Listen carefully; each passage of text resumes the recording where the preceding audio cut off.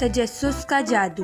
علی ایک چھوٹے سے گاؤں میں رہنے والا نہایت ذہین اور متجسس لڑکا تھا۔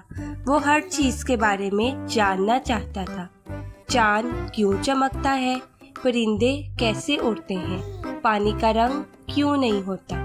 اس کے ہر سوال پر گاؤں والے ہنستے اور کہتے، زیادہ سوال مت کرو، جو جیسا ہے اسے مان لو۔ مگر علی کو مطمئن ہونا نہیں آتا تھا۔ ایک دن علی کو جنگل میں پرانی بوسیدہ کتاب ملی۔ اس پر مٹی جمی ہوئی تھی، لیکن اندر نایاب معلومات بھری ہوئی تھی۔ اس نے کتاب کے صفحات پلٹنے شروع کیے اور حیران رہ گیا۔ یہ کتاب ستاروں، دریا کے بہاؤ اور زمین کے رازوں کے بارے میں بتاتی تھی۔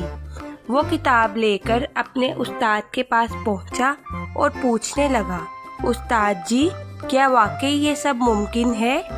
استاد بولے اور مسکرائے، جو شخص سوال کرتا ہے وہی دنیا کو بدل سکتا ہے۔ تجسس علم کی کنجی ہے اور تمہارے سوال تمہیں آگے بڑھنے کا راستہ دکھائیں گے۔ علی نے کتاب میں دی گئی باتوں پر تجربے شروع کر دیے۔ اس نے دریا کے بہاؤ کو سمجھا، آسمان میں ستاروں کی حرکت کو جانچا اور گاؤں والوں کو حیران کر دیا۔ جلد ہی اس کا تجسس اور محنت رنگ لائی اور وہ ایک عظیم سائنسدان بن گیا۔ سالوں بعد جب وہ اپنے گاؤں واپس آیا، بچے اس کے گرد جمع ہو گئے اور سوالات کرنے لگے۔